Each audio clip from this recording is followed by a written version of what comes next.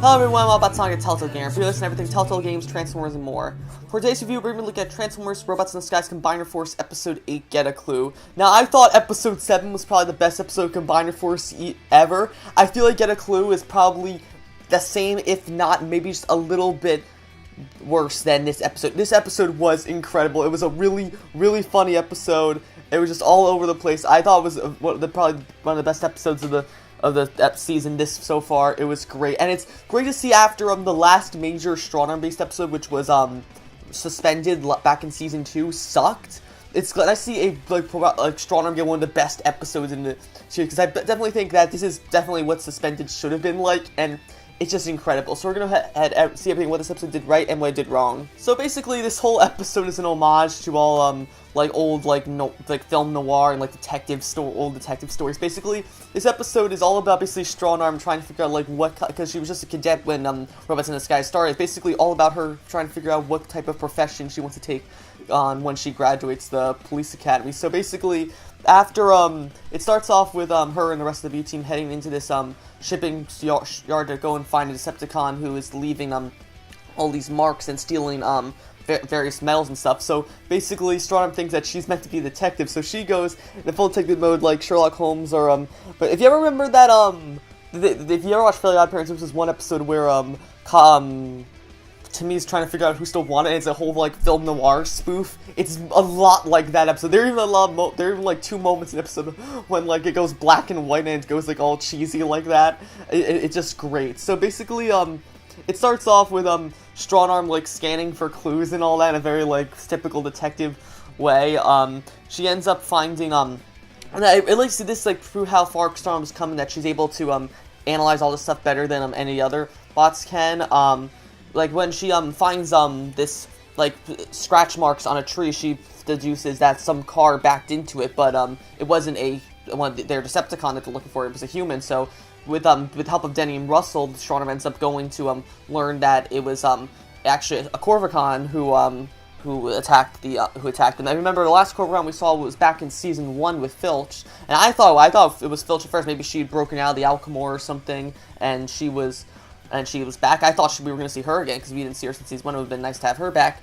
But no, it was just another Corvicon. So basically, they end up, Strongarm ends up taking the team to this armory, because they think that's where they're going to go next. And then they end up being attacked by the Corvicon. And then, however, it manages to get away before they can do it. So then, after that, I really like the fact that the whole conflict Strongarm's dealing with this, how she doesn't think that she's good enough because of how the Corvicon keeps managing to get away, and even when all the other Autobots doubt her, Sideswipe and Drift for one, and Bumblebee tries to be like, oh well, you're not always right, it's okay to be wrong, and I really appreciate that, that all the characters staying in what do you call it, character, not it's not like Bumblebee's being a total jerk to Strongarm, oh no, Strongarm, you suck and everything.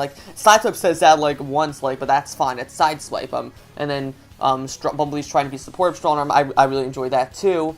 And then Strongarm ends up managing to put together the whole thing herself. So then when she finds out that where the Decepticon's gonna strike next, she goes there alone, and then before calling for backup from the team, she ends up bringing in the Corvicon, and they go home. However, then they realize that they're still on the run, so they're trying to figure out why would not when they're on the run. They found that because the whole thing is that the Corvicon stole explosives, but when they arrested him, he didn't have any explosives on them. So while Strongarm's trying to figure this out, she figures out herself that there's actually 2 Corvicons. So with help of Russell, she ends up going to the gold depository in Crown City, because she thinks that's where they're going, because they're attracted to shining things. She ends up being correct and tries to take on the Corvicon by herself before it ends up there being 2 Corvicons, and so the 2 of them manage to overpower, but with then Bumblebee and the rest of his team come in the last second, they're able to help Strongarm take it in. And then I really appreciate how this episode treats Strongarm, and then she decides that in the end though she may not want to be a detective and tries is thinking about maybe something else. And we get this funny clip where Sideswipe apologizes to Strongarm but doesn't really admit to apologizing, thing where Strongarm figures out anyway that he was trying to apologize. It was I thought it was cute.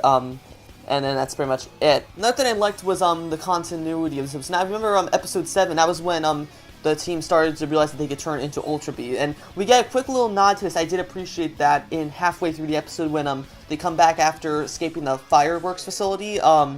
Fix-It ends up running tests on Grimlock and Drift to try to figure out how exactly they can combine. Well, they know they combine from the radiation to their armor back in King of the Hill Part 2, but they're trying to try to force it together. So he tries to force Drift and Grimlock to combine, and it just ends up they end up being glued to each other's backs, similarly to how Bulkhead and RC were back in that one Transformers Prime episode.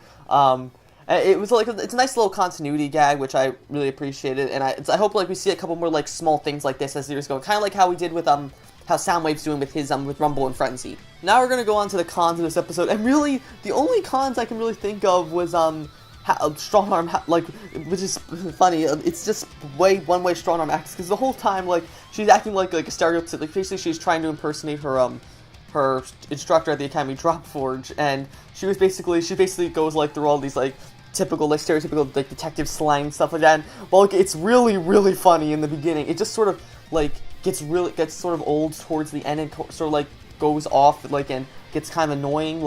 And even though I said that not the characters don't break they're aren't out of character that often, Bumblebee does it a couple of times where he seems to reject Strongarm too much, but mostly he's good for that, and so it's not that big of a con, but it's still out there. And so that's going to be my review for Transformers Robots in Disguise Combiner Force Episode 8, Get a Clue. If I had to review this episode, I would probably give it an 9.5 out of 10. Definitely probably the second best episode of Combiner Force so far.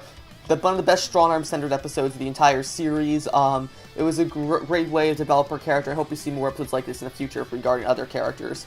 So that's going to be it for this review. I'll be back soon with Episode 9, Out of the Shadows. If you like this review, be sure to like, comment, subscribe, and I will see you guys later.